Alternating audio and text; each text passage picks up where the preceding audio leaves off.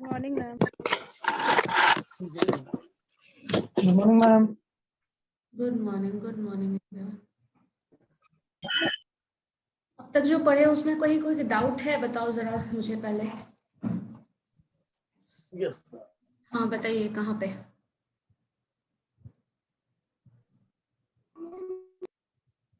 बोलिए, अंकित बोल रहे थे। किसी के साथ देता है क्या मैम? अभी मैंने पूछा था किसी को कोई डाउट है पढ़ने के, मतलब जो पढ़े हो उसमें, तो अभी किसी ने कहा हाँ, तो डाउट कहाँ है वो पहले क्लियर कर देना, फिर तो आगे पढ़ाएंगे। कुछ है किसी को? सब लोग अनम्यूट कर रहे हो तो बस बैकग्राउंड से आवाज आ रही है। कैमरा ऑन करिए तो आप लोग, सब लोग कैमरा ऑन करिए तो।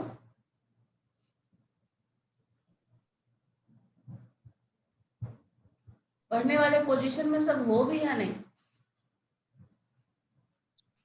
हाँ, सब लोग तो हैं, दिख रहे हैं। तो फिर आप लोग कैमरा बंद करके क्यों रखते हो?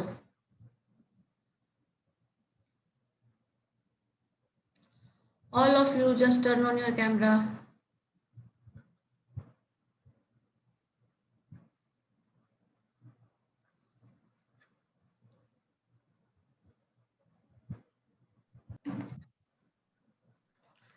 अब मुझे बताइए, कोरिलेशन तक में कोई प्रॉब्लम है किसी को?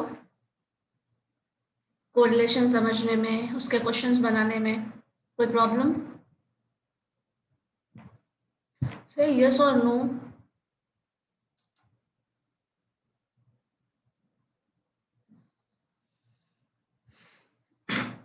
कल 4-4-5 वाला क्लास नहीं किया? 4-4-5 वालों का है ऑप्शन की, बार बार टीचर्स स्विच हो जा रहे हैं। कोरिलेशन में नया टॉपिक शुरू करते हैं, रैंक कोरिलेशन। जो कि आप पढ़े हैं एग्जैक्टली उसी तरह का होगा, बस आपका रैंकिंग कर दिया जाएगा। रैंकिंग कैसे करना है देखो, जैसे आप एग्जाम दे रहे हैं, दो ऑनर्स पेपर है आपका। हाँ बिल्कुल, एक मिनट, बोलिए क्या हुआ?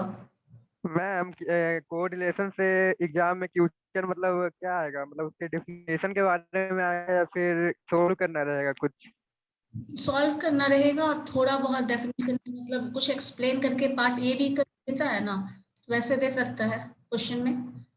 थोड़ा एक उस पे बेस्ड क्वेश्चंस बना दो इस तरह जैसे से। मैम कुछ एग्जांपल दीजिए वैसे क्वेश्चन का। डिफाइन कोरिलेशन, ठीक है? कोरिलेशन को डिफाइन करो और क्वेश्चन पे बेस्ड एक डेटा दे दिया जाए, आपका कोरिलेशन कैलकुलेट करना है, इस तरह का।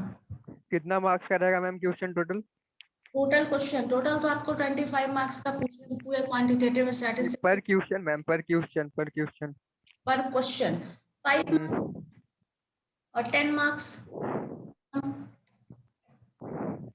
ऐसे 12.5 का भी 2 मार्क्स, 2 क्वेश्चन पूछा जा सकता है। 12.5। हाँ अभिनव बोलिए। मैम 20 नंबर करना है 25 75 है तो उधर वाला पोर्शन। यस मैम, तो हम लोग का 12.5 का होगा एक क्वेश्चन। 12.5 नहीं तो 5 मार्क्स। अच्छा मैम, क्वेश्चन पेपर सेंड कर देती मैम, कैसा है प्रीवियस ईयर का? अरेंज करके ना आपको 2 साल का दे देंगे, 2 साल से ज्यादा का तो मिलेगा ही नहीं, 2 साल का हम दे देंगे। ठीक है मैम, ठीक है, पहले टॉपिक पढ़ लो अच्छे से, उसके बाद उस पे बेस्ड क्वेश्चंस पे बना देंगे। ठीक है मैम। थोड़ा शांति से तो मैम सॉल्व भी करा दीजिएगा मैम क्वेश्चन पेपर। हाँ सब सॉल्व करा देंगे, डोंट वरी। अभी आप लोगों के ओके मैम, पास सॉल्व हो जाएगा सारा क्वेश्चन। अब जितना भी इस पोर्शन से जो क्वेश्चन होगा, जो पॉसिबल क्वेश्चन होगा, सबका क्वेश्चन आंसर मिल जाएगा आपको। Okay ma'am. ठीक है, और जितना भी पॉसिबल क्वेश्चंस होगा, जिस तरह से घुमा फिरा के पूछेगा, और कंप्लीट आंसर आप कितना लिखोगे, कितना मार्क्स मिल सकता है, सारा कुछ मैं बता देने वाली हूँ। चलो अब देखो, हम लोग जो पढ़ रहे हैं कोरिलेशन में, अभी हम लोग पढ़ रहे थे कोरिलेशन, लीनियर कोरिलेशन, जिसका मैंने एक और नाम बताया था प्रोडक्ट मोमेंट कोरिलेशन, या फिर सिंपली कोरिलेशन बोलोगे। कोरिलेशन टर्म में आप रिलेशन बिटवीन वेरिएबल्स देखते हैं, एक्सटेंट ऑफ रिलेशन जिसको मैथमेटिकली आप रिप्रेजेंट करते हैं, जिसका रिलेशन -1 to 1 होता है। इतना कुछ हम लोग पढ़े थे, -1 to +1। मैक्सिमम कोरिलेशन +1 होगा, मिनिमम कोरिलेशन -1 होगा, और अगर कोरिलेशन नहीं है दैट मीन्स 0 टर्म आएगा, कोरिलेशन नहीं दिखेगा आपको। 0 आ रहा है दैट मीन्स नियर टू 0 आ रहा है, बहुत कम कोरिलेशन है। इस तरह से आप कंक्लूजन स्टेटमेंट दे सकते हैं। अब एक टर्म आता है रैंक कोरिलेशन। रैंक कोरिलेशन क्या है? जैसे मान लो आप एग्जाम दे रहे हो, जितने भी स्टूडेंट हो, 60 80 जो भी स्टूडेंट है, मान लीजिए 80 स्टूडेंट है और 80 स्टूडेंट का 2 पेपर है, 2 ऑनर्स पेपर अभी पढ़ रहे हो आप लोग, पढ़ रहे हो ना? एक इकोनॉमिक्स से रिलेटेड और एक जिसमें आप प्रिंसिपल ऑफ मैनेजमेंट और स्टैटिस्टिक्स पढ़ रहे हैं वो। मान लीजिए ये दोनों पेपर में आप क्या कर रहे हो, कुछ मार्क्स ला रहे हैं, एग्जाम दे रहे हैं और आपका कुछ मार्क्स आया है। जब एग्जाम दे रहे हैं तो और मार्क्स आया है, ऐसा केस हो रहा है, तो क्या करते हैं कि कुछ ना कुछ, मान लो पूरे क्लास का हम रैंक कर देते हैं for first paper. First paper आपका 100 मार्क्स का है और जिसका मार्क्स आया है, सपोज किसी का मार्क्स बहुत ज्यादा आया होगा, किसी का मार्क्स बहुत कम आया होगा, या फिर कुछ भी रैंडम मार्क्स आया है, तो जो भी मार्क्स आया है उसके अकॉर्डिंग फॉर फर्स्ट पेपर के लिए बात कर रहे हैं, जितना भी मार्क्स आपको आया है उसको रैंकिंग के हिसाब से ऑर्डर किया जा सकता है। मान लो जिसका 90 मार्क्स आया और हाईएस्ट है, उसको रैंक 1 डाल दिया। आवाज नहीं आ रहा। नहीं आ रही है? अब आ रही है? आवाज आ रही है मेरी अब?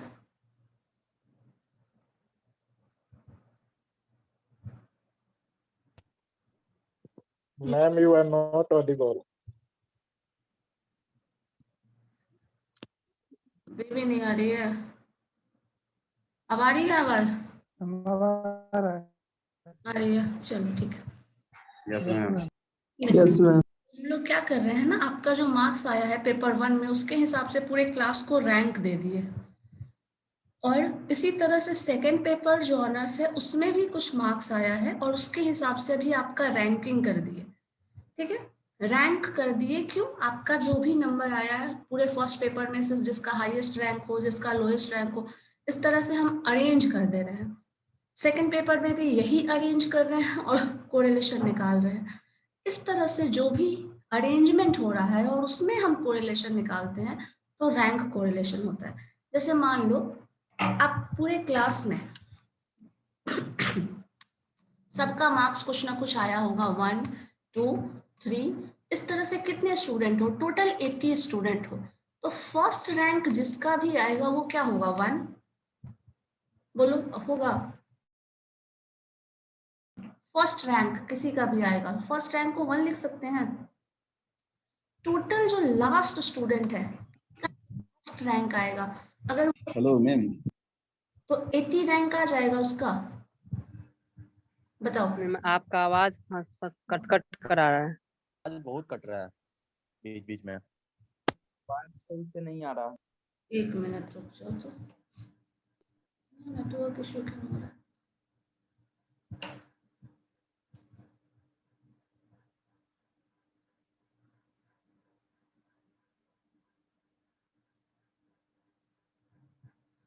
अब आवाज आ रही है?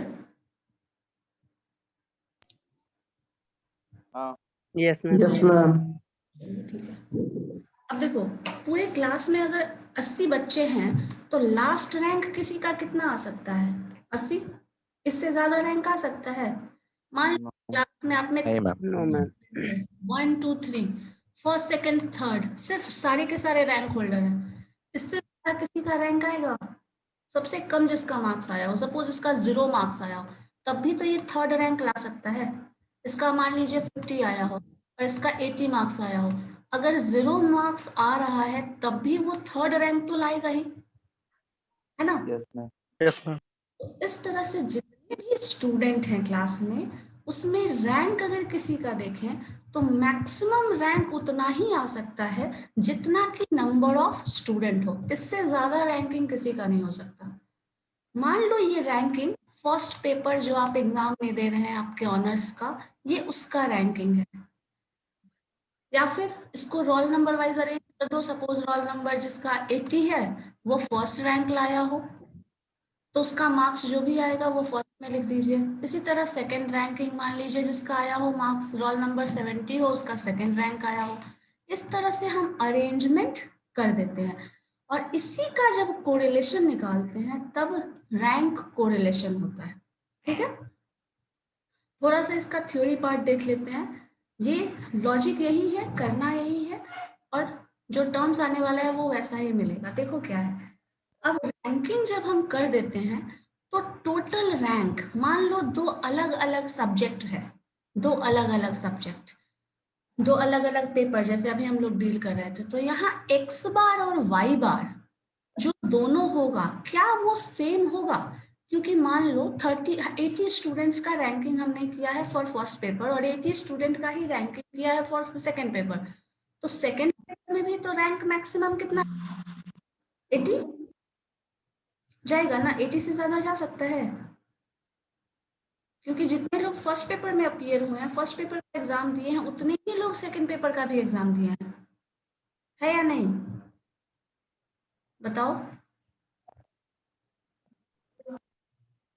नहीं, दोनों का एग्जाम तो सेम केस में हो रहा है। अब देखो, या फिर मान लीजिए जैसे अभी आप एग्जाम दे रहे हैं, मतलब कुछ भी एग्जाम का नहीं तो कुछ भी, अगर मान लो किसी का उसमें फर्स्ट रैंक आया हो, किसी का स्टडी में फर्स्ट रैंक आया हो, सारे लोग एक्स्ट्रा करिकुलर एक्टिविटी में जिसका रैंक आया हो, तो इस तरह से जो भी आएगा, एक मान लीजिए स्पोर्ट्स का और एक स्टडी का या फिर कुछ एक्स्ट्रा करिकुलर एक्टिविटीज का रैंकिंग है, तो इस तरह से अब रैंकिंग देखोगे तो इसका रैंक 1 2 3 4 80 तक जा रहा है।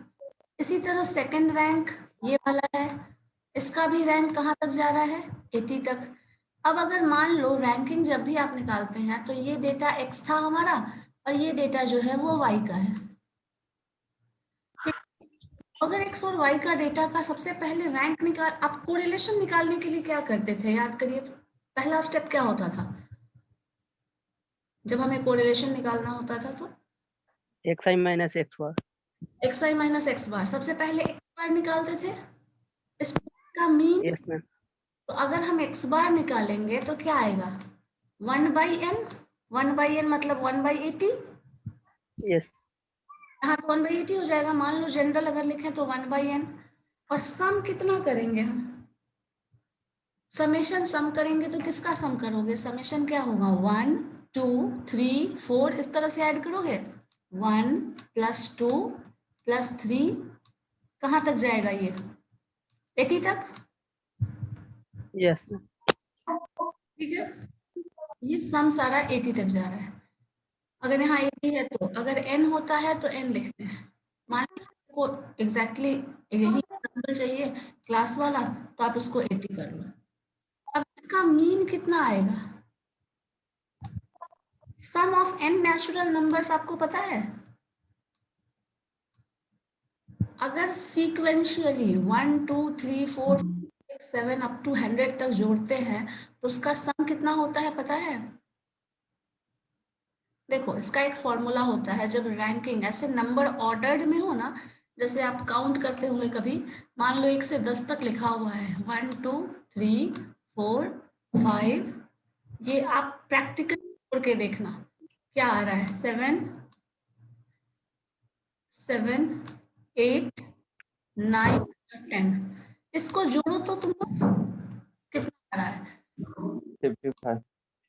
55। देखो, और इसका एक फॉर्मूला होता है n × n + 1/2, टोटल समेशन मिल जाता है। देखो 1 2 इसको 3 3 6 6 4 7, टोटल 55 आ रहा है। और अगर इसी चीज को आप ऐसे अप्लाई करें, जैसे हम n की जगह रख दे रहे हैं, कितने नंबर्स का सम है? 10। सो 10 × 10 + 1 11 डिवाइडेड बाई 2, इसको कैंसिल करो, 5 आ जाएगा, और 11 × 5 क्या आ गया? 55। सो इस फॉर्मूला से क्या होता है कि अगर अरेंजमेंट इस तरह से है नंबर्स का सारा, तो आप उसको इस फॉर्मूला से यूज करके डायरेक्टली उसका मीन निकाल सकते हो, सम निकाल सकते हो। जब सम निकाल लोगे तो उसको n से डिवाइड कर दोगे तो क्या हो जाएगा, मीन। यही चीज यहाँ पे किया जाता है। जब हमें रैंकिंग करना होता है ना, रैंकिंग कर चुके हैं तो नंबर्स का सम करना है, तो यहाँ पे क्या करेंगे, अगर 80 स्टूडेंट हैं तो 80 इंटू 81 डिवाइडेड बाय 2 इंटू ये जो टर्म है ये सम हो गया, सम ऑफ एन नेचुरल नंबर, और इसको 80 से आप डिवाइड कर दो। 80 से डिवाइड क्यों कर रहे हैं, ये वाला 80 आ गया, ये सम ऑफ टर्म था हमारा। इस टर्म के लिए हम लोगों ने लिखा है 80 इंटू 81/2 जो इस फॉर्मूला से आता है, और 80 से डिवाइड कर दिए, तब जो रिजल्ट आएगा ये जो है वो मीन देता है x बार, मतलब 81/2 क्या होगा बताओ, 40.5। 40.5। ये जो है वो एवरेज हो जाएगा x बार, ठीक है। और इसी तरह से रैंकिंग अगर यहाँ देखिए दोनों में, क्योंकि दोनों में आप इसका रैंकिंग करो या इसका रैंकिंग करो, दोनों हमेशा बराबर आएगा। यहाँ इस केस में क्या होता है, x बार और y बार जो है वो दोनों बराबर हो जाता है, क्योंकि दोनों का रैंकिंग आप इस सब्जेक्ट में, जैसे मान लिया एक पेपर है पेपर 1, उसमें जो रैंकिंग आया वो, दूसरे पेपर में जो रैंकिंग आया वो 80 बच्चा है तो 80 ही रैंकिंग मैक्सिमम जाएगा, 1 से शुरू होगा 80 तक मैक्सिमम जा सकता है, इससे ज्यादा रैंक तो किसी नहीं आएगा, किसी का नहीं आ सकता। 80 स्टूडेंट में 81 रैंकिंग किसी का हो सकता है, पॉसिबल है? नहीं है ना, क्योंकि लास्ट रैंक भी आएगा तो क्या आएगा, 80 आए। उससे ज्यादा तो नहीं आ सकता है। तो यही चीज है कि अगर आपको मीन निकालोगे, मीन फॉर रैंक कोरिलेशन, तो दोनों जो मीन होगा वो इक्वल होता है, और वो हमेशा आपको इतना जोड़ के निकालने की जरूरत नहीं पड़ेगी। जितना स्टूडेंट है, जितना नंबर है, डायरेक्टली उसको इस फॉर्मूला से आप कोरिलेशन मीन निकाल सकते हो। ये फॉर्मूला में n से डिवाइड कर देना, मतलब n कैंसिल कर देना, n+1/2 जो होगा वो मीन हो जाएगा, मीन निकालोगे तब, जो कि देखो यहाँ लिखा हुआ है, x bar is equal to y 1/n 1 + 2 up to n जो भी नंबर है, 1 2 3 4 100 1000 कुछ भी हो सकता है, और इसमें n से डिवाइड कर दिया, n × n+1/2, n+1/2 जो होगा वो मीन देगा, जो मैंने जस्ट अभी आपको कैंसिल करके बताया वहां पे, देखो है n+1/2, ये जो है वो मीन देगा। किस केस में, रैंक कोरिलेशन के केस में। हर केस में ये मीन नहीं देगा, सिर्फ रैंक कोरिलेशन के केस में ये मीन देगा, ठीक है। कोरिलेशन का फॉर्मूला जो है आपके पास जो था, R इज इक्वल टू, क्या था बताओ, कोई बता सकते हैं? n/1 1/n, हाँ समेशन हाँ, x1 minus xi minus x bar into y minus y bar. xi minus x bar into yi minus y bar divided by root under 1/n root xi under 1/n summation xi summation xi minus x bar xi minus x bar into 1 by the summation y minus y bar. yi minus y bar summation भी ना yi minus y bar, ठीक है। जो formula correlation का यहाँ use हो रहा है वही फॉर्मूला हम शुरुआत में वहां रखेंगे, ठीक है, क्योंकि कोरिलेशन इसी से निकलता है, और इसी से हम लोगों को दूसरा फॉर्म अगर दिखते हैं फॉर्मूला में क्या चीज आता है वो निकालना है। अब देखो मीन निकालना तो सीख गए, इसी तरह वेरिएंस निकालना है, तो वेरिएंस निकालने के लिए देखो फॉर्मूला है, वेरिएंस का ये भी एक फॉर्मूला था, याद है, देखिए तो जरा, 1/n summation xi square minus x बार का स्क्वायर, लास्ट डे हम लोग देखे थे शायद, या उससे पहले भी वेरिएंस पढ़े थे तब।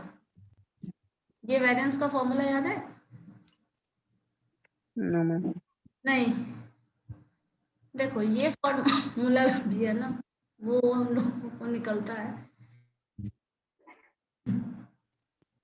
जब इस फॉर्मूला को ब्रेक करोगे ना, 1/n summation xi minus x बार का स्क्वायर। ठीक है, इस फॉर्मूला को ब्रेक करो, समेशन के अंदर वाला पोर्शन ब्रेक करना। ये होता है वेरिएंस का फॉर्मूला, आपको पता है, वेरिएंस ऑफ x। ये तो अगर इसको 1/n और समेशन हम बाहर रहने दें, ठीक है, तो नोट कर लीजिएगा, जिसको भी कंफ्यूजन हो रहा होगा नोट करते चले जाओ, क्योंकि एक चीज बार बार रिपीट होगा, आपको नया कुछ नहीं दिख रहा होगा, जो है हम लोग पढ़े हुए हैं ना वही चीज रिपीट हो रहा है। तो इसको ब्रेक करो a माइनस बी का होल स्क्वायर पे, तो a square plus B square x bar का square minus 2ab minus 2xi into x bar, लिख सकते हैं ऐसा, देखो तो। Yes, ma'am. जब ये होगा तो 1/n, अब 1/n सब पे अप्लाई कर दो, 1/n समेशन ब्रैकेट में है तो यहाँ पे अप्लाई कर दो, 1/n समेशन xi का square minus 1/n summation x बार का स्क्वायर है, तो 1/n है और समेशन है तो दोनों एक दूसरे को कैंसिल कर देगा, x बार पे समेशन अप्लाई नहीं होता, तो यहाँ पे आपको x बार एज रह जाएगा। ठीक है, माइनस साइन 2, देखो यहाँ 2 कांस्टेंट है, इस पे भी समेशन नहीं आएगा, x बार कांस्टेंट है, इस पे भी समेशन नहीं आएगा, 1/n और समेशन अप्लाई होगा किस पे, xi। अब मुझे बताओ ये जो फैक्टर है ये मीन है क्या, x बार जाना पहचाना है, वो मीन का फॉर्मूला है, बताइए, पढ़े थे 1/n सम ऑफ xi, ऐसे पढ़े होंगे सम ऑफ xi by n, जहां फ्रीक्वेंसी नहीं होती, ये मीन है x बार का फॉर्मूला। तो ये जो हुआ वो x बार का फॉर्मूला हो गया, ये x बार ऑलरेडी है, तो यहाँ क्या हो जाएगा 2x बार का स्क्वायर माइनस x बार का स्क्वायर इधर है, ठीक है, और ये टर्म एज इट इज। अब देखो 2x बार का स्क्वायर और ये x बार स्क्वायर है प्लस में, तो क्या हो जाएगा, इन दोनों को ऐड करोगे तो माइनस स्क्वायर आएगा, बताइए। क्या मैम?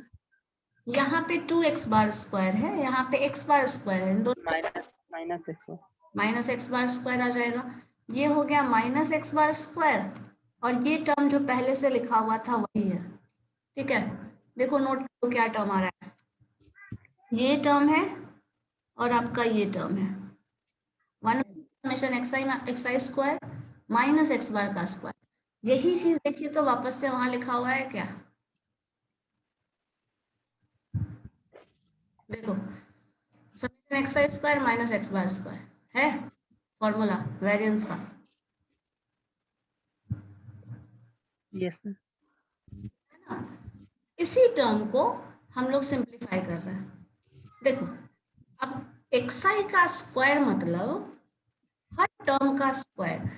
अब वापस से चले जाओ, जो जो नंबर है रैंकिंग में क्या क्या नंबर होगा, 1 2 3 4 5 अप टू 80 स्टूडेंट है तो 80 नंबर्स होंगे, और कोई ऑब्जर्वेशन नहीं होगा, सिर्फ नंबर्स होंगे। 1/n 1 का स्क्वायर xi स्क्वायर मतलब फर्स्ट नंबर, फर्स्ट ऑब्जर्वेशन क्या था हमारे पास डेटा में 1 2 3 4, यही था ना नंबर्स, क्या था नंबर हमारे पास 1 2 3 4 अप टू 80, यही नंबर था ना, तो हर नंबर का अब हम लोगों को स्क्वायर कर देना है, 80 तक जा रहा है, स्क्वायर कर देना। अब हर नंबर का स्क्वायर करोगे तो क्या हो जाएगा, 1 का स्क्वायर 2 का स्क्वायर 3 का स्क्वायर 4 का स्क्वायर n का स्क्वायर, सारे टर्म्स का square divided by n, minus sign. अब x बार क्या था, x बार यहीं से निकाले थे जस्ट पहले, देखो ये टर्म n + 1/2 और उसी टर्म का हम लोगों ने स्क्वायर कर दिया। ठीक है, तो ये टर्म आके स्क्वायर हो गया, और इस टर्म का sum of square of natural number, इसका फॉर्मूला किसी को पता है, मैथ्स में पढ़े थे, square of natural number maths पढ़ी है, बताइए इसका, ये पोर्शन पढ़ा है कभी? ये लोगों को 10th के पहले भी पढ़ना होता है। देखो, नहीं पढ़ा है, किसी ने नहीं पढ़ा है? पढ़े हैं मगर याद नहीं है। याद नहीं। यहाँ होता है जब sum of square of natural numbers होता है, उसका फॉर्मूला है जितना नंबर है n, अगर n है तो n into n plus 1 into 2n plus 1 divided by 6n होता है, ये फॉर्मूला है।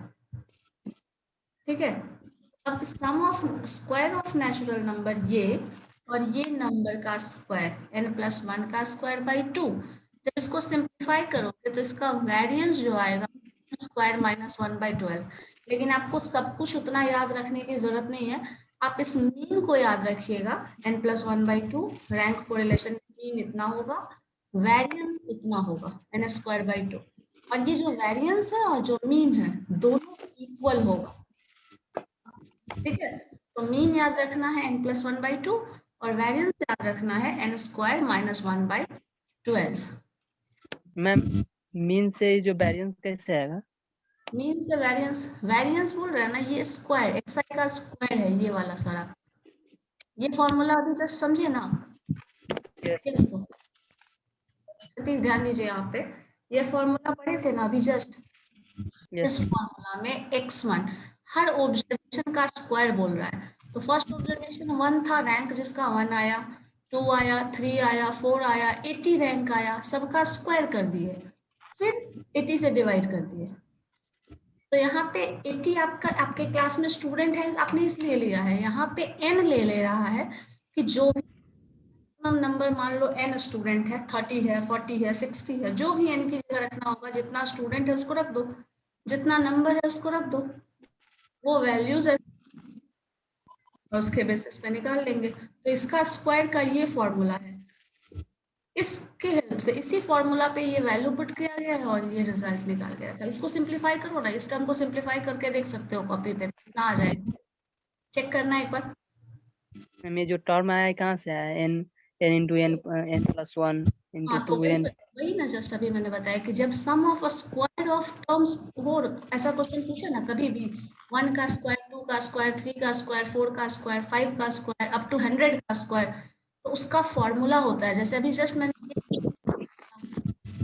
कि n टर्म्स का सम हो, जैसे अभी एग्जांपल मैंने दिया था ना ये वाला, 1 से 2 तक, 3 तक, 10 तक, जो वो सारा नंबर आता था 55 आ रहा था, और ये 55 हम लोग कैसे निकाल लिए थे? फॉर्मूला से निकाले थे, n इंटू n प्लस 1/2 निकाले थे इससे।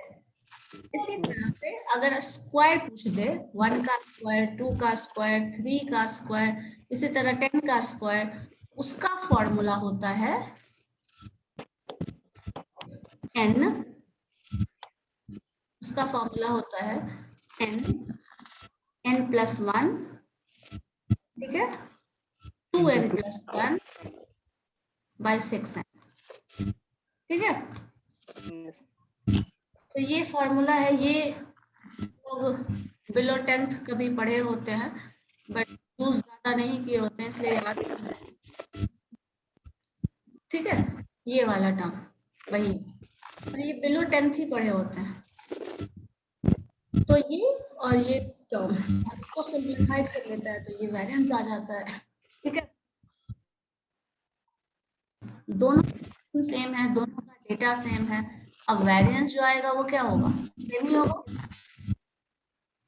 एक काम करते हैं हम लोग ना, एक एग्जांपल के बेसिस पे निकालते हैं। देखिए ध्यान दीजिएगा, यहाँ पे 16 स्टूडेंट्स हैं, ठीक है, 16 students in mathematics and physics.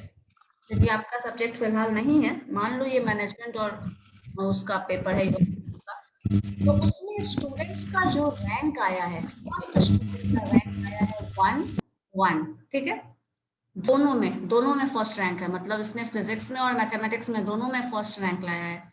Second student जो है वो मैथ्स में सेकंड रैंक लाया है और फिजिक्स में 10th रैंक लाया है। थर्ड स्टूडेंट का दोनों में थर्ड रैंक है, फोर्थ स्टूडेंट का दोनों में फोर्थ रैंक है, फिफ्थ स्टूडेंट का दोनों में फिफ्थ रैंक है, सिक्स्थ स्टूडेंट का एक में सिक्स्थ रैंक है, दूसरे में सेवेंथ रैंक है। इस तरह से रैंकिंग सबका दिया हुआ है।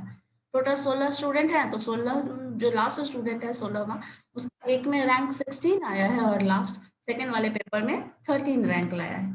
ठीक है, इस तरह का डेटा आपके पास होगा, क्वेश्चन इसी फॉर्म में रहेगा। क्लियर है क्वेश्चन? क्वेश्चन क्लियर है रैंक वाला? Yes ma'am. Yes ma'am. Yes ma'am, अपना पीडीएफ भेज दीजिएगा तो इस चैप्टर का। ठीक, अब देखो वो मैं आज ही भेज दीजिएगा। हाँ अभी क्लास के बाद में भेज देती हूँ। Thank you ma'am. ठीक है, ये रैंकिंग दिया हुआ है। अब इस रैंकिंग के बेसिस पे क्वेश्चन को सॉल्व कैसे करना है वो देखो, जो प्रैक्टिकली ज्यादा यूजफुल है पहले वो समझ लेते हैं। दोनों का रैंक आप अरेंज कर दो। ठीक है, अरेंज कैसे करना है, जो जो लिखा हुआ था नेम वैसे ही लिखोगे। First rank first, second rank 10th rank, third rank third rank, इसी तरह से देखो अरेंज किया हुआ है, वही चीज लिखा हुआ है। 1 2 3 4 पहला का रैंकिंग अरेंजमेंट 16 तक कर दिया है। फर्स्ट का फर्स्ट रैंक था, सेकंड का 10th रैंक था, थर्ड का थर्ड था, फोर्थ था, फिफ्थ था, इस तरह से रैंकिंग दिया हुआ। क्या करना है आपको, रैंकिंग का डिफरेंस निकालना है। डिफरेंस, फर्स्ट का फर्स्ट रैंक दोनों में सेम रैंक आया है, डिफरेंस क्या हो जाएगा 0। 2 10 डिफरेंस क्या हो जाएगा देखो तो, -8 होगा ना। Yes ma'am. Third rank 0 difference, fourth rank 0 difference, fifth rank 0 difference, sixth और सेवेंथ रैंक -1, सेवेंथ 2 5, 8 और 6 2, इस तरह से डिफरेंस निकाल दिया। ठीक है, सेकेंड स्टेज में क्या कर रहा है, जो डिफरेंस है इसमें आपको दिख रहा होगा कुछ नेगेटिव कुछ पॉजिटिव, इस तरह से यहाँ 0 भी आ सकता है, लेकिन सेकेंड स्टेज में क्या कर दिया है, इस डिफरेंस का स्क्वायर कर दिया है। ठीक है, डिफरेंस का स्क्वायर कर दिया है। डिफरेंस का स्क्वायर कर देने पे 0 तो 0 का स्क्वायर पता है 0 हो जाएगा, -8 का स्क्वायर 64, -1 का स्क्वायर 1, 5 का स्क्वायर 25, इस तरह से पूरा डेटा ला दिया है। और इसका जो टोटल सम है 136, ये हम यूज करने वाले हैं रैंक कोरिलेशन कैलकुलेट करने के लिए। देखो कैसे बनाया है, और इसको फॉर्मूला पे पुट कर दिया है बस इस पे। रैंक कोरिलेशन को हम रो से रिप्रेजेंट करते हैं और इसका फॉर्मूला है 1 - 6 summation di square divided by n into n square -1। di square summation ये वाला कॉलम है जो भी आप लेके टोटल सम आए थे 136। n है टोटल नंबर ऑफ स्टूडेंट 16, देखो लिखा है 16 इंटू n का स्क्वायर, अब 16 इंटू है n स्क्वायर है तो 16 का स्क्वायर, 16 का स्क्वायर -1, 16 का स्क्वायर क्या होता है 256। 256 में से 1 घटा दो 255। सो इसमें पे वैल्यू पुट कर दोगे तब भी कोरिलेशन जो आएगा वो 0.8। और ये चीज हाँ ये 0.8 सॉल्व करके आया है, ये रैंक कोरिलेशन है। रैंक कोरिलेशन जो है वो सबसे पहले रैंक कोरिलेशन का टर्म अगर समझना है तो ये याद रखना, रैंकिंग का कोरिलेशन निकाल रहे हैं और ये कोरिलेशन भी वही कोरिलेशन होगा जो आपका एक्चुअल डेटा से मिलता था। दोनों कोरिलेशन, ये कोरिलेशन इस तरह से हमें निकालना है। मैम क्वेश्चन बताइए ना, क्या बोले? क्वेश्चन इस पे बन जाता तो अच्छा। हाँ क्वेश्चन आवाज नहीं आ रहा है सही से। हाँ सतीश बोलिए क्या बोल रहे हैं, मेरी आवाज? बोले हैं कि क्वेश्चन इस पे बन जाता तो अच्छा होता। हाँ तो क्वेश्चन बनाने के लिए वही बता रहे हैं, एक एग्जांपल आपको ये इसी के लिए बता रहे हैं कि आपको सिर्फ डेटा का रैंकिंग लिखना है, दोनों का डिफरेंस निकालना है, डिफरेंस का स्क्वायर करना है और सम कर देना है और इस फॉर्मूला पे पुट कर देना है। जो रिजल्ट आ रहा है वो रैंक कोरिलेशन है। चलो इसमें एक काम करो, डेटा मैं दे रही हूँ, निकाल के देखो तो क्या आ रहा है। 1 2 3 4 5, सब लोग कैलकुलेट करके देखिए तो 6 7 10 6 1 to 10 कर दो पहला डेटा। मैम 6 क्या हुआ? 6 7 8 9 10। मैम उतना टाइम नहीं है मैम, छोटा कर दीजिए डेटा। चलो ठीक है 5 तक कर लो। ठीक है और डेटा ऐसे कर दो 5 4 3 2 1। तो क्या आता है?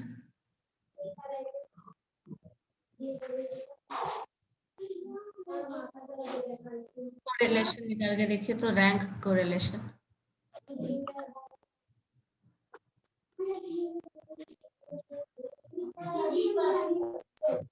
क्या निकलना है मैम? रैंक कोरिलेशन मैम एक निकाल के दिखा दीजिए ना। अभी तो बताए ना। एक आप बता दीजिए, एक हम लोग बना लेंगे। डिफरेंस निकालो इसका। 0 4 पहला डिफरेंस क्या आएगा? DI निकाल रहा है, क्या हो जाएगा? 1 - 5 - 4 2 - 4 -2 3 - 3 0 4 - 2 2 5 - 1 4 होगा D स्क्वायर। बताओ 1 -16 का स्क्वायर बताइए तो। 16 होगा मैम। 16 होगा मैम। ओके 4 - 2 का स्क्वायर 4 4 0 का स्क्वायर 0 0 2 का स्क्वायर 4 2 4 का स्क्वायर 16 टोटल सम 40 40 हो गया मैम। 40 हो गया। अब इसको Yes, ma'am. फॉर्मूला पे रखना है। फॉर्मूला क्या था रैंक कोरिलेशन का? रैंक कोरिलेशन का फॉर्मूला है 6 टाइम समेशन DI स्क्वायर। ठीक है okay ma'am. Divided by n into n square -1। ठीक है ये फॉर्मूला है। अब ओके देखो मैम। वैल्यू पुट करो 1 - 6। ठीक है समेशन DI स्क्वायर कितना आया है? 40 का स्क्वायर हो जाएगा। 40 का स्क्वायर नहीं, ये ऑलरेडी निकाले हुए हो अच्छा अच्छा हाँ ठीक है मैम। है ना। 40 6 × 40 डिवाइडेड बाय 5 5 का स्क्वायर 25 25 - 1 24 5 8 का क्या होगा 40 यस मैम। 3 जा 2 हो जाएगा मैम। 3 डिवाइडेड बाय 6 2 -1 हो जाएगा। -2 that is equal to -1 1 rank correlation. ठीक है यस मैम। इसी तरह से मैम इतना लगेगा मैम। हाँ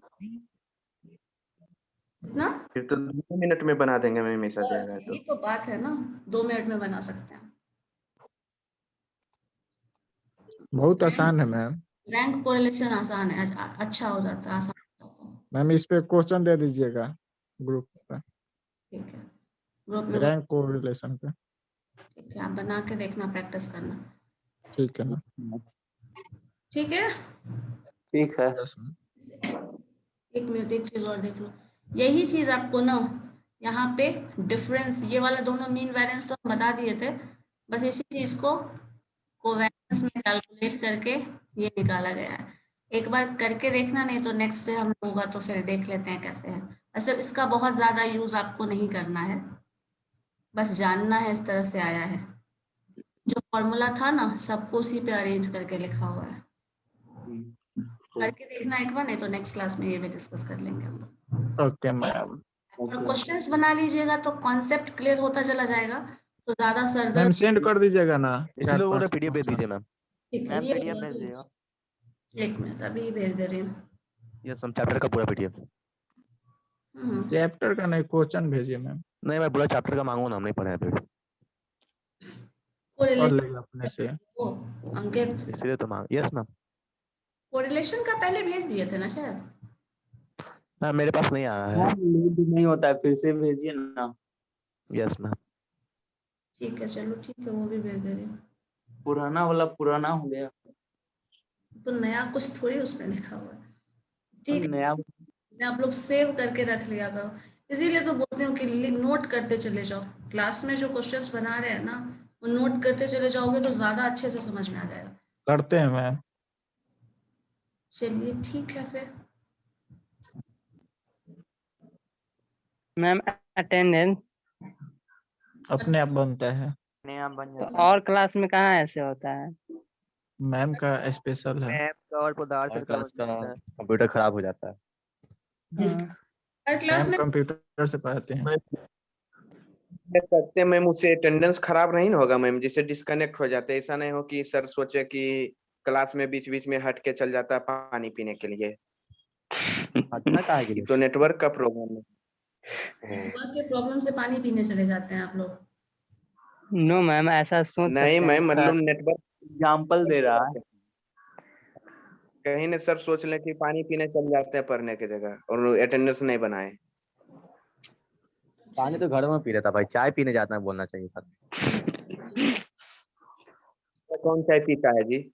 हाँ बुड़बक के जगह बोलता है चाय। हो गया बस। उतना देर में तो चाय सिर्फ ठीक है, तो कोई मैम हिंदी वाला हाँ क्या वो चैप्टर बोले थे मैम, क्या सिलेबस था हिंदी वाला, बात हुआ था। एक ही बात, हिंदी वाला हाँ मैम। हिंदी का क्वेश्चंस देखने के लिए बोल रहे थे ना आप लोग। मैम उसमें कौन किताब है पता ही नहीं चलता, क्या उसमें पढ़ना है हिंदी का? हिंदी का देखना है तो वो क्वेश्चन बैंक ले लो, ज्यादा अच्छा है पाटलिपुत्रा यूनिवर्सिटी का। नहीं तो साइट से क्वेश्चंस देख लो, क्योंकि 2 साल पहले बात ये है ना कि आपकी यूनिवर्सिटी